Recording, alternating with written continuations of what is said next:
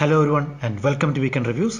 ഇന്ന് ഞാൻ റിവ്യൂ ചെയ്യാൻ പോകുന്നത് അലക്സ് ഗാർലാൻഡ് ഡയറക്ട് ചെയ്ത A24 സ്റ്റുഡിയോസിന്റെ ഡെസ്റ്റോപ്പിയൻ ആക്ഷൻ ഡ്രാമ സിനിമയായ സിവിൽ വാർ ആണ്. ഈ സിനിമ ഇന്ത്യൻ ലിമിറ്റഡ് റിലീസ് ആയതുകൊണ്ട് ഇതിന്റെ റിവ്യൂ മാത്രമായിട്ട് ഞാൻ ഇടുന്നില്ല. പകരം ഇതിന്റെ കഥ, പൊളിറ്റിക്കൽ ബാക്ക്ഗ്രൗണ്ട് ഒക്കെ എക്സ്പ്ലെയിൻ ചെയ്യുന്ന ഒരു വീഡിയോ ആയിരിക്കും ഇത്. ഞാൻ ടൈം സ്റ്റാമ്പ് വെക്കാം, സോ റിവ്യൂ മാത്രം കാണേണ്ടവർക്ക് അതിനുള്ള ഓപ്ഷൻ ഉണ്ട്. ആദ്യത്തെ 3 മിനിറ്റിന് ശേഷം എക്സ്പ്ലനേഷൻ സെഗ്മെന്റിലേക്ക് കടക്കുന്നതായിരിക്കും. A24 സ്റ്റുഡിയോസിന്റെ ഏറ്റവും വലിയ ബിഗ് ബഡ്ജറ്റ് സിനിമ കൂടെയാണിത്. A24 സിനിമകളെക്കുറിച്ച് ഞാൻ മുൻപും പലതവണ ഈ ചാനലിൽ പറഞ്ഞിട്ടുണ്ട്. ഇപ്പോൾ ഫോർ എക്സാമ്പിൾ സിമ്പിളായി പറഞ്ഞാൽ ഇന്ത്യയിൽ നമ്മുടെ മലയാള സിനിമ എങ്ങനെയാണോ അതുപോലെയാണ് ഹോളിവുഡിൽ A24. ചെറിയ ബഡ്ജറ്റ്, ഹെവി കണ്ടന്റ്. ഇനി ഇതിന്റെ കഥയിലേക്ക് വന്നാൽ ഒരു നിയർ ഫ്യൂച്ചറിൽ നടക്കുന്ന കഥയാണ് ഇവിടെ. അതായത് അമേരിക്കയിൽ സ്റ്റേറ്റുകളും സെൻട്രൽ ഗവൺമെന്റും തമ്മിൽ ഒരു സിവിൽ വാർ നടക്കുകയും അതിനെക്കുറിച്ച് റിപ്പോർട്ട് ചെയ്യാൻ ശ്രമിക്കുന്ന ചില വാർ ഫോട്ടോഗ്രാഫേഴ്സിന്റെ ശ്രമമാണ് ഈ സിനിമ. കഥയുടെ കുറച്ചും കൂടെ ഡീറ്റെയിൽസ് ഞാൻ എക്സ്പ്ലനേഷൻ സെഗ്മെന്റിൽ പറയാം. ഒരു നിയർ ഫ്യൂച്ചർ നടക്കുന്ന കാര്യമായിട്ട് പോലും അതിനെ എത്രമാത്രം റിയാലിറ്റിയിൽ പ്ലേസ് ചെയ്ത് കഥ മുൻപോട്ട് കൊണ്ടുപോകാൻ കഴിയും എന്നതിന്റെ എക്സാമ്പിളാണ് ഈ സിനിമ. അത് സെറ്റ് ഡിസൈനിലും ആർട്ട് വർക്കിലും പോലും അത് നന്നായി അറിയാൻ കഴിയും. IMAX ഫുൾ ആസ്പെക്ട് റേഷ്യോയിലാണ് ഫിലിം റിലീസ് ചെയ്തത്. ഞാൻ ഇതുവരെ IMAXിൽ കണ്ടതിൽ വെച്ച് ഏറ്റവും വിഷ്വലി സ്റ്റണ്ണിംഗ് ആയ സിനിമകളിൽ ഒന്നുകൂടിയാണെന്ന് വേണേൽ പറയാം. ഒരു റെട്രോ ഫിൽറ്ററുള്ള ഫ്രെയിംസും ഒരു എസ്തെറ്റിക്കും ഒക്കെയാണ് ത്രൂ ഔട്ട് ദ ഫിലിം അവർ മെയിൻറ്റെയിൻ ചെയ്തിരിക്കുന്നത്. അതിനോടൊപ്പം തന്നെ ചില സീൻസ് ഒക്കെ വളരെ ഡിസ്റ്റർബിംഗ് ആണ്. വാർ ഫോട്ടോഗ്രാഫേഴ്സ് അവരുടെ ക്യാമറയിലൂടെ കാണുന്ന സീൻസ് നമുക്ക് നേരിട്ട് കാണിച്ചു തരുന്നുണ്ട്. പച്ചയ്ക്ക് ആൾക്കാരെ കത്തിക്കുന്ന ഉൾപ്പെടെ അത് അല്പം ഡിസ്റ്റർബിംഗ് ആണ്. അത് കണ്ടുകൊണ്ടിരിക്കുമ്പോൾ തന്നെ ഒരു വല്ലായ്മ നമുക്ക് ഫീൽ ചെയ്യും. ആ രീതിയിൽ സിനിമ സക്സസ് ആയിട്ടുണ്ട് എന്ന് വേണേൽ പറയാം. അത്രമാത്രം നമ്മളെ അൺകംഫർട്ടബിൾ ആക്കുന്നുണ്ട്. ക്രിസ്റ്റ്യൻ ഡൻസ്റ്റിന്റെ പെർഫോമൻസ് എടുത്തു പറയേണ്ടതാണ്. ഒരു വാർ ഫോട്ടോഗ്രാഫർ നേരിൽ കാണുന്ന കാര്യങ്ങൾ എത്രമാത്രം അവരെ ഡിസ്റ്റർബ് ചെയ്യാം എന്നൊക്കെ പുള്ളിക്കാരി അവരുടെ പെർഫോമൻസിലൂടെ കൊണ്ടുവരുന്നുണ്ട്. അതുപോലെ തന്നെ ജെസ്സി എന്ന യങ് ഫോട്ടോഗ്രാഫറിന്റെ വേഷത്തിൽ വരുന്ന കെയ്ലി സ്പെയിനിയുടെ പെർഫോമൻസും. ജെസ്സി പ്ലോമൻസ് ഒരു ക്യാമിയോ റോളിൽ വരുന്നുണ്ട്. സിനിമയിലെ ഏറ്റവും ടെൻഷൻ അടുപ്പിക്കുന്ന സീൻ ഇതായിരിക്കും. കിഡിലെ സ്ക്രീൻ പ്രസൻസ് ഉള്ള ഒരു നടനാണ്. സോ ആ ഒരു സീനിന്റെ ഒരു ഇമ്പാക്ട് ശരിക്കും കൊണ്ടുവരാൻ പുള്ളിയുടെ ആ ഒരു പെർഫോമൻസ് കൊണ്ട് പറ്റുന്നുണ്ട്. ഫസ്റ്റ് ഹാഫ് ഒരു സ്ലോ നറേഷൻ ആണെങ്കിലും സെക്കൻഡ് ഹാഫിൽ എസ്പെഷ്യലി അവസാനത്തെ ഒരു 20 minutes out and out action സീക്വൻസുകളാണ്. എന്താ സംഭവിക്കുന്നുള്ള ഒരു കൺഫ്യൂഷൻ ചിലപ്പോൾ ഫീൽ ചെയ്തേക്കാം. ബട്ട് ഈ പോയിന്റിൽ പേസിംഗ് നന്നായിട്ട് പിക്ക് ചെയ്യുന്നുണ്ട്. സിനിമ ആൾക്കാരെ കുറച്ചും കൂടെ എൻഗേജ് ചെയ്യാൻ ചാൻസ് ഉണ്ട്. ട്രെയിലറിൽ കണ്ട മിക്ക സീൻസും വരുന്നത് ഈ ഒരു പോർഷനിലാണ്. ഭയങ്കര സ്ട്രോങ് ആയിട്ടുള്ള ഒരു പൊളിറ്റിക്കൽ മെസ്സേജ് തരുന്ന സിനിമ കൂടെയാണ് സിവിൽ വാർ. ഇപ്പോൾ റിപ്പബ്ലിക്കൻ സപ്പോർട്ടേഴ്സ് പലരും അവരെ കളിയാക്കാൻ എടുത്ത സിനിമയാണിത് എന്ന പേരിൽ സിനിമയെ മോശം റിവ്യൂസ് അമേരിക്കയിൽ കൊടുക്കുന്നുണ്ട്. പക്ഷേ ഡയറക്ടർ അങ്ങനെ ഒരിടത്തും ഒരു പാർട്ടിയോ അല്ലെങ്കിൽ ഒരു വ്യക്തിയോ മനഃപൂർവ്വം മോശമാക്കി കാണിക്കാൻ വേണ്ടി ഒന്നും കാണിച്ചിട്ടില്ല. വാറിന്റെ 2 സൈഡ് കാണിക്കുന്നുണ്ട്, അത്രമാത്രം. അതും ന്യൂട്രൽ ആയിട്ടുള്ള ഒരു പോയിന്റ് ഓഫ് വ്യൂയിലൂടെയാണ്, അതായത് ജേർണലിസ്റ്റുകളുടെ പോയിന്റ് ഓഫ് വ്യൂയിലൂടെ. ഇനി ഫിലിമിന്റെ നെഗറ്റീവ്സിലേക്ക് വരാം. ഈ ഫിലിമിന്റെ ട്രെയിലേഴ്സ് അല്പം മിസ്ലീഡിംഗ് ആണ്. ഒരു ഔട്ട് ആൻഡ് ഔട്ട് ആക്ഷൻ സിനിമയാണെന്ന് തോന്നും, പക്ഷേ അങ്ങനെയല്ല. അലക്സ് ഗാർലാൻഡിന്റെ ഫിലിമോഗ്രഫി എടുത്താൽ അറിയാം, വളരെ നീഷ് ഫിലിം മേക്കറാണ്. എക്സ് മാക്കിന, അനാലിഷൻ പോലുള്ള കൾട്ട് സയൻസ് ഫിക്ഷൻ സിനിമകളൊക്കെ എടുത്തൊരു ഡയറക്ടർ കൂടെയാണ്. സോ ഫാസ്റ്റ് പേസ്ഡ് ആയിട്ടുള്ള സിനിമകൾ എടുക്കുന്ന ഒരു ഡയറക്ടർ അല്ല. ഇവിടെ അതുപോലാണ്. ഫസ്റ്റ് ഹാഫ് ഒരു മോഡറേറ്റ് സ്പീഡിലാണ് പോകുന്നത്. അത് ചിലപ്പോൾ ചിലർക്ക് ഒരു നെഗറ്റീവായിട്ട് ഫീൽ ചെയ്തേക്കാം. ഈ ഫിലിമിന്റെ ഒരു പൊളിറ്റിക്കൽ ബാക്ക്ഗ്രൗണ്ട് വേണ്ടത്ര എക്സ്പ്ലനേഷൻ തരാതെയാണ് നമ്മളെ ഇതിലേക്ക് കൊണ്ടുവരുന്നത്. സോ അതൊരു കൺഫ്യൂഷൻ കൊണ്ടുവരാൻ ചാൻസ് ഉണ്ട്. അതുപോലെ തന്നെ സിനിമയുടെ എൻഡിങ്ങും ഭയങ്കര അബ്രപ്റ്റ് ആണ്. അവസാനം സംഭവിക്കുന്ന കാര്യങ്ങൾക്ക് ശേഷം ഒരു ഫുട് നോട്ടോ അല്ലെങ്കിൽ വേറെ എന്തെങ്കിലും ഒരു എക്സ്ട്രാ ഇൻഫർമേഷൻ കൂടെ കൊടുത്തിരുന്നെങ്കിൽ കുറച്ചുകൂടി ഒരു പഞ്ച് വന്നേനെന്ന് തോന്നി. ഓവറാൾ പറഞ്ഞാൽ ഒരു മികച്ച വാർ ഡ്രാമ തന്നെയാണ് സിവിൽ വാർ. നിങ്ങൾ അലക്സ് ഗാർലാൻഡിന്റെ മറ്റ് ഫിലിമുകൾ കണ്ടിട്ടുണ്ടെങ്കിൽ ഡെഫിനറ്റ്ലി ഈ ഫിലിം കണ്ടുനോക്കുക. ഡെഫിനറ്റ്ലി കണ്ടിരിക്കേണ്ട ഒരു സിനിമയാണ്. ഈ സിനിമയുടെ ഒരു പൊളിറ്റിക്കൽ കണ്ടക്സ്റ്റ് പറഞ്ഞാൽ മാത്രമേ നമുക്ക് സിനിമയായിട്ട് കണക്ട് ചെയ്യാൻ കഴിയുള്ളൂ. ഈ ഫ്യൂച്ചറിൽ യുണൈറ്റഡ് സ്റ്റേറ്റ്സ് ഓഫ് അമേരിക്ക ഭരിക്കുന്നത് ഒരു അതോറിറ്റേറ്റീവ് ആയിട്ടുള്ള ഒരു ഗവൺമെന്റാണ്. പ്രസിഡന്റ് ഒരു ഡിക്റ്റേറ്റർ പോലെയാണ്. അമേരിക്കൻ കോൺസ്റ്റിറ്റ്യൂഷൻ അനുസരിച്ച് ഒരാൾക്ക് 2 തവണയിൽ കൂടുതൽ പ്രസിഡന്റ് ആകാൻ കഴിയില്ല. പക്ഷേ ഇവിടെ പ്രസിഡന്റ് 3ാമത്തെ ടേമിൽ ഇരിക്കുമ്പോഴാണ് അമേരിക്കയിൽ ഒരു സിവിൽ വാർ തുടങ്ങുന്നത്. അതോടെ അമേരിക്കയിലെ സ്റ്റേറ്റുകൾ 2 ഗ്രൂപ്പായി തിരിയുന്നു. ഗവൺമെന്റിനോട് സോളിഡാരിറ്റി അല്ലെങ്കിൽ സപ്പോർട്ട് പ്രഖ്യാപിക്കുന്ന സ്റ്റേറ്റ്സും പിന്നെ പ്രസിഡന്റിനെ താഴെ ഇറക്കാൻ ശ്രമിക്കുന്ന സ്റ്റേറ്റ്സും. ഈ ഗവൺമെന്റിനെതിരെ തിരിഞ്ഞ പല സ്റ്റേറ്റുകളും ഒരുമിച്ച് ചേർന്ന് ഇൻസർജന്റ് ഗ്രൂപ്പുകളും അല്ലെങ്കിൽ ചെറിയ ആർമികളും ഉണ്ടാക്കുന്നു. അതിൽ പ്രധാനപ്പെട്ട ഗ്രൂപ്പുകളാണ് വെസ്റ്റേൺ ഫ്രണ്ടും ഫ്ലോറിഡ അലയൻസും. ഇത്രയും കാര്യങ്ങൾ നടക്കുന്നുണ്ടെങ്കിൽ പോലും പക്ഷേ ഈ പൊളിറ്റിക്കൽ ആംഗിൾ അല്ല സിനിമയുടെ ഫോക്കസ്. സിനിമയുടെ യഥാർത്ഥ ഫോക്കസ് വാർ ഫോട്ടോഗ്രാഫറായ ലീ സ്മിത്ത് എന്ന കഥാപാത്രമാണ്. പിന്നീട് അത് ജെസ്സി എന്ന മറ്റൊരു യങ് ആസ്പയറിംഗ് ഫോട്ടോഗ്രാഫറുടെ പോയിന്റിലേക്ക് തിരിയുന്നു. ജനങ്ങളും മിലിറ്ററിയും തമ്മിൽ ഏറ്റുമുട്ടുന്ന ഒരു പ്രൊട്ടസ്റ്റിൽ വെച്ചാണ് ഇവർ രണ്ടുപേരും ആദ്യമായിട്ട് പരിചയപ്പെടുന്നത്. ആ പ്രൊട്ടസ്റ്റിനിടയിൽ പെട്ടെന്നൊരു ബോംബാക്രമണം ഉണ്ടാകുകയും അതിൽ നിന്ന് ജെസ്സിയെ ലീ രക്ഷിക്കുന്നുമുണ്ട്. ഈ വെസ്റ്റേൺ ഫ്രണ്ട് അടുത്ത കുറച്ച് ദിവസത്തിനകം വാഷിംഗ്ടൺ DC, അതായത് അമേരിക്കൻ ക്യാപിറ്റൽ പിടിച്ചെടുക്കാൻ ചാൻസ് ഉണ്ടെന്ന് റിപ്പോർട്ടേഴ്സിന് മനസ്സിലാക്കുന്നു. സോ അതിനു മുൻപായി ഈ വാർ ഫോട്ടോഗ്രാഫറായ ലീ സ്മിത്തും കൊളീഗ് ജോയലും പിന്നെ സീനിയർ റിപ്പോർട്ടറായ സാമിയും വാഷിംഗ്ടണിലേക്ക് തിരിക്കാൻ തീരുമാനിക്കുന്നു. ഈ വെസ്റ്റേൺ ഫ്രണ്ട് സിറ്റി പിടിച്ചെടുക്കുന്നതിന് മുൻപ് പ്രസിഡന്റിനെ ഇന്റർവ്യൂ ചെയ്യുക എന്ന ഉദ്ദേശത്തോടെയാണ് ആ യാത്ര. ഈ യാത്രയ്ക്ക് മുൻപായി നേരത്തെ പരിചയപ്പെട്ട ജെസ്സി അവിടെ എത്തുന്നു. തനിക്ക് ഫോട്ടോസ് എടുക്കണമെന്നും അതുകൊണ്ട് തന്നെയും അവരുടെ യാത്രയിൽ കൂടെ കൂട്ടണമെന്നും അവൾ റിക്വസ്റ്റ് ചെയ്യുന്നു. അത് ഭയങ്കര റിസ്ക് ആണെന്നും അത് വേണ്ടെന്നും ആദ്യം ലീ പറയുന്നുണ്ട്. പക്ഷേ ഈ യങ് ഫോട്ടോഗ്രാഫറുടെ ഹീറോ അല്ലെങ്കിൽ ഇൻസ്പിറേഷൻ തന്നെ ഈ ലീ സ്മിത്ത് എന്ന തൻ്റെ മുമ്പിൽ നിൽക്കുന്ന വെറ്ററൻ വാർ ഫോട്ടോഗ്രാഫറാണെന്ന് അവൾ പറയുന്നുണ്ട്. ആ പെൺകുട്ടിയിൽ തൻ്റെ ആ പഴയ ആ വാശിയും പാഷനും ഒക്കെ കണ്ടതുകൊണ്ടാവാം ലീ അവസാനം സമ്മതിക്കുന്നു. അങ്ങനെ അവർ യാത്ര തുടങ്ങുന്നു. പിന്നീടുള്ള അവരുടെ യാത്രക്കിടയിൽ സംഭവിക്കുന്ന കാര്യങ്ങളും അവർ വാഷിങ്ടണിൽ എത്താൻ ശ്രമിക്കുന്നതിന് മുമ്പ് ഉണ്ടാകുന്ന സംഭവങ്ങളും അവർക്കുണ്ടാകുന്ന മാനസിക ടെൻഷനിലൂടെയൊക്കെയാണ് കഥ മുൻപോട്ട് പോകുന്നത്. സിനിമ ഒരു റോഡ് മൂവിയിലേക്ക് കടക്കുന്നതും അപ്പോഴാണ്.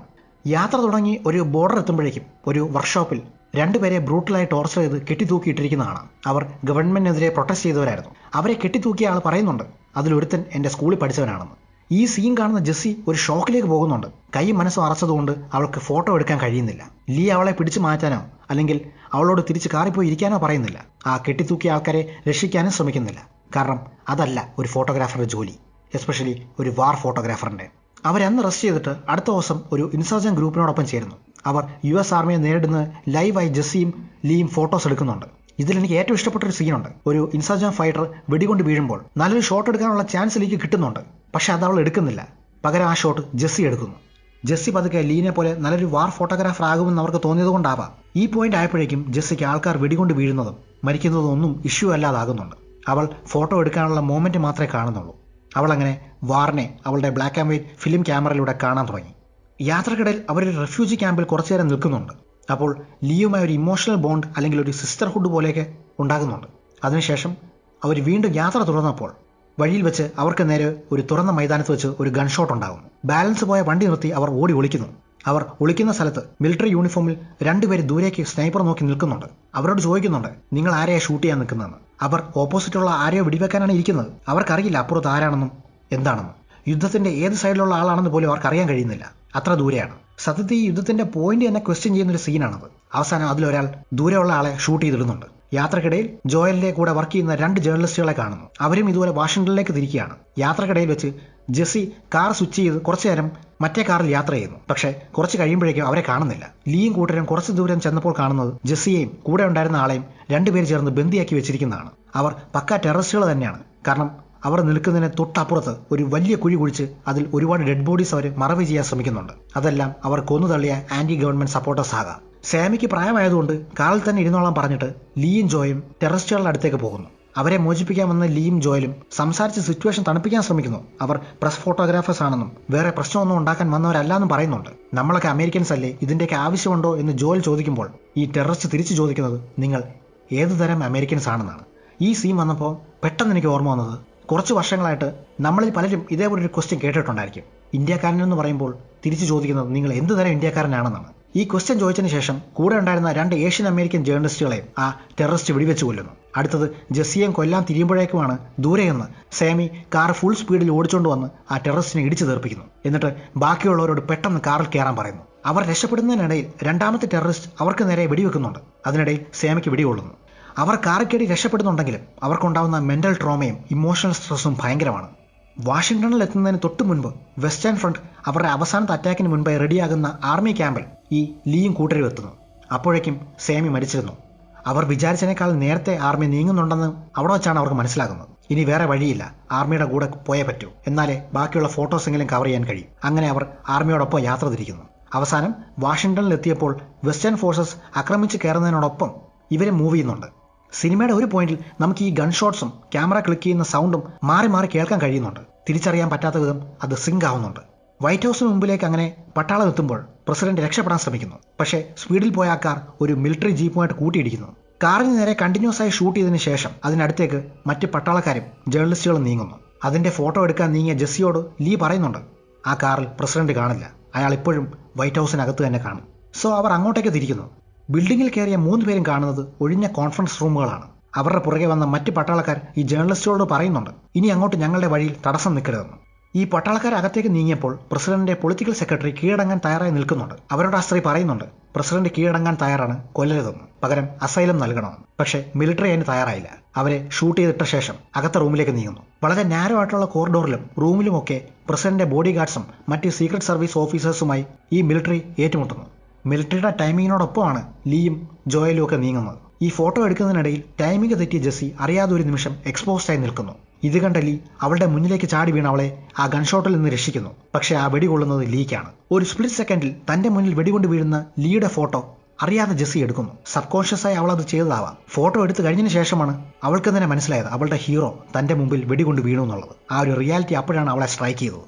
ആ ഷോക്കിൽ അവൾ അവിടെ ഇരിക്കുമ്പോൾ ലീ വെടികൊണ്ട് വീണ കാര്യം പോലും ഓർക്കാതെ ജോയൽ അവളോട് എണീറ്റ് വരാൻ പറയുന്നു. കാര്യം അമേരിക്കൻ ഹിസ്റ്ററിയിലെ ഒരു പ്രധാനപ്പെട്ട മൊമെന്റ് അവർ സാക്ഷിയാകാൻ പോവുകയാണ്. അടുത്ത റൂമിലേക്ക് നീങ്ങിയ പട്ടാളക്കാർ കീഴടങ്ങിയ പ്രസിഡന്റിനെ വലിച്ച് താഴേക്കിടുന്നു. കൊല്ലരുതെന്ന് അയാൾ റിക്വസ്റ്റ് ചെയ്തിട്ടും മിലിറ്ററി സ്പോട്ടിൽ വെച്ച് തന്നെ പ്രസിഡന്റിനെ കൊല്ലുന്നു. ഈ വിഷ്വൽസ് ജെസ്സിയുടെ ബ്ലാക്ക് ആൻഡ് വൈറ്റ് ക്യാമറയിലൂടെയാണ് നമുക്ക് കാണിച്ചു തരുന്നത്, അല്ലെങ്കിൽ ജെസ്സിയുടെ പോയിന്റ് ഓഫ് വ്യൂയിലൂടെ. അതോറിറ്റേറ്റീവായ ഒരു ഗവൺമെന്റ് എവിടെ വന്നാലും അതിനെതിരെ റിവോൾട്ട് ഉണ്ടാകും. അത് ലോകത്തെ ഏറ്റവും പവർഫുള്ളായ രാജ്യങ്ങളിലൊന്നായ അമേരിക്കയിലാണെങ്കിൽ പോലും എന്ന മെസ്സേജാണ് സിനിമ തരുന്നത്. രാജ്യത്തിനകത്ത് ഒരു ഇന്റേണൽ കോൺഫ്ലിക്റ്റ് സംഭവിച്ചാൽ എത്രമാത്രം അത് ജനതയെ അഫക്റ്റ് ചെയ്യാം എന്നതിൻ്റെ ഒരു പ്രൈം എക്സാമ്പിളാണ് ഈ സിനിമ. അത് പക്ഷേ ആരുടെയും സൈഡ് നിൽക്കാതെ ഒരു ന്യൂട്രൽ പോയിന്റ് ഓഫ് വ്യൂയിലൂടെ, അതായത് ജേർണലിസ്റ്റുകളുടെ പോയിന്റ് ഓഫ് വ്യൂയിലൂടെയാണ് ഡയറക്ടർ നമുക്ക് മുമ്പിലേക്ക് എത്തിക്കുന്നത്. സോ ഇതാണ് എൻ്റെ review and explanation of civil വാർ. ഈ വീഡിയോ ഇഷ്ടപ്പെട്ടെങ്കിൽ എൻ്റെ ചാനലിലെ മറ്റ് വീഡിയോസ് കണ്ടുനോക്കുക. കണ്ടന്റ് ക്വാളിറ്റി ഉണ്ടെന്ന് നിങ്ങൾക്ക് ഫീൽ ചെയ്യുകയാണെങ്കിൽ ദയവായി like and subscribe to weekend reviews. അടുത്ത തവണ പുതിയൊരു വീഡിയോ ആയിട്ട് വരാം. Thanks for watching.